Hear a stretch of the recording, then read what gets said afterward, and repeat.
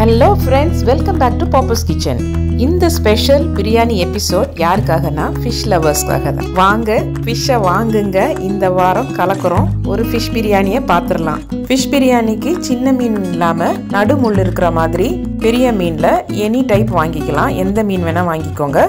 இன்னைக்கு நான் வஞ்சிர மீனில் செய்ய போகிறேன். Step 1, let's marinate fish.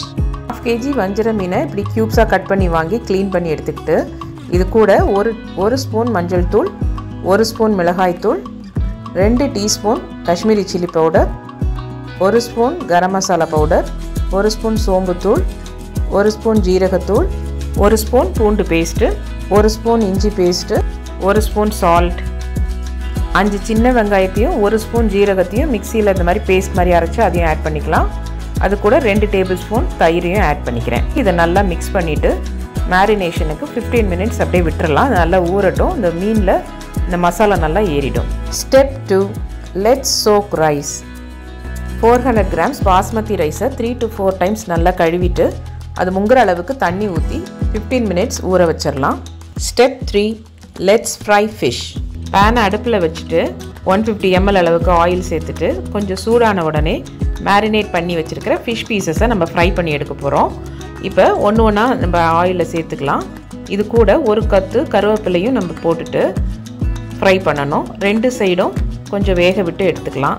ரொம்ப கிறிஸ்பியாக ஃப்ரை பண்ண வேண்டாம், சாஃப்டாக இருந்தால் போதும். இந்த ஸ்டேஜில் எடுத்துடலாம். நம்ம இந்த மாதிரி தனியாக எடுத்து வச்சுக்கலாம். Step 4, let's cook fish biryani. ஒரு அகலமான பாத்திரத்தை அடுப்பில் வச்சுட்டு அதில் 100 ml ஆயில் சேர்த்துட்டு கொஞ்சம் சூடான உடனே மசாலா பொருள்லாம் சேர்த்துடலாம். கொடுக்கப்பட்ட அளவுக்கு சேர்த்துக்கோங்க.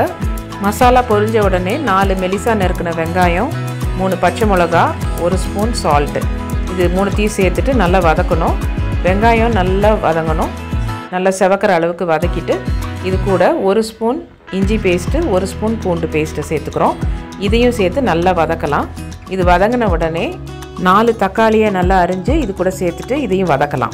தக்காளி வதங்கிட்டு இருக்கும் போதே 1 கைப்பிடி அளவுக்கு கொத்தமல்லி, புதினா சேர்த்துக்கலாம். தக்காளி நல்லா வெந்த உடனே 1 ஸ்பூன் சில்லி பவுடர், 1 ஸ்பூன் மஞ்சள் தூள், 1 spoon Kashmiri chilli powder, 1/2 teaspoon garam masala powder, இது எல்லாத்தையும் சேர்த்துட்டு நல்லா வதக்கணும். இது கூட 1 கப் தயிரையும் ஆட் பண்ணிக்கலாம். இது நல்லா வதங்கட்டும். இந்த ஸ்டேஜில் ரைஸ் ஆட் பண்ணிக்கலாம். இப்போ ஊற வச்சிட்ருக்க ரைஸில் நல்லா தண்ணியெல்லாம் வடிச்சிட்டு இது கூட ஆட் பண்ணிக்கலாம்.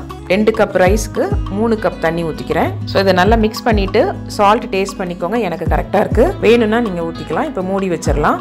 ஹை ஃப்ளேமில் வச்சு நல்லா கொதிக்கட்டும். ஒரு 5 மினிட்ஸ் தான் நான் மூடி வச்சுருந்தேன். நல்லா கொதிச்சிருச்சு. ரைஸும் தண்ணியும் ஒரே அளவுக்கு இருக்கிற இந்த ஸ்டேஜில் நம்ம ஃப்ரை பண்ணி வச்சுருக்கிற ஃபிஷ் எல்லாம் 1 by 1 ஆட் பண்ணிக்கலாம். மேலாக்க அப்படியே வச்சிடலாம். வச்சுட்டு நம்ம தம் போட்டுற வேண்டியதான். இப்போ டிப்ஸ் டைம். டிப் நம்பர் 1, ஃபிஷ்ஷை நம்ம பிரியாணியில் ஃப்ரை பண்ணி தான் சேர்க்குறோம். ராவாக நம்ம சேர்க்கக்கூடாது, சேர்த்தா உடஞ்சிரும். டிப் நம்பர் 2, ஃபிஷ்ஷை ஃப்ரை பண்ணும் போது மீடியமாக சாஃப்டாக பண்ணணும், கிறிஸ்பாக பண்ணக்கூடாது. கிறிஸ்பாக பண்ணும் போது 2 மைனஸ் ஆகும். ஒன்று பிரியாணியில் ஃபிஷ்ஷு ஹார்டாக இருக்கும், இன்னொன்று பிரியாணி மசாலா வந்து ஃபிஷ்ஷை அப்சார்ப் பண்ணிக்காது. ஸோ பிரியாணியில் ஃபிஷ் ஃப்ளேவரும் ஃபிஷ்ஷில் வந்து பிரியாணி ஃப்ளேவரும் வராது. ஸோ இது பார்த்துக்கணும். 20 மினிட்ஸ் கழித்து திறந்து பார்க்குறோம். வாவ், சூப்பராக டெக்ஸ்சர் பாருங்கள், நல்லா வந்திருக்கு. ரைஸு உடையாமல் வந்திருக்கு அண்டு ஃபிஷ்ஷும் உடையாமல் இருக்குது. நல்ல ஃப்ளேவர்ஃபுல்லாக இருக்குது. ஸோ நீங்களும் ஃப்ரெண்ட்ஸ் உங்கள் வீட்டில் இந்த ஃபிஷ் பிரியாணியை ட்ரை பண்ணிவிட்டு உங்களுக்கு பிடிச்சிருந்ததுன்னா கமெண்ட் பண்ணுங்கள், ஷேர் பண்ணுங்கள், லைக் பண்ணுங்கள். என்னுடைய சேனலை இது வரைக்கும் சப்ஸ்கிரைப் பண்ணலன்னா பண்ணிக்கோங்க. பெல் பட்டனும் கிளிக் பண்ணிக்கோங்க. நான் நெக்ஸ்ட் மண்டே உங்கள் எல்லாரையும் வந்து மீட் பண்ணுறேன். Until then, bye bye from Papa's Kitchen.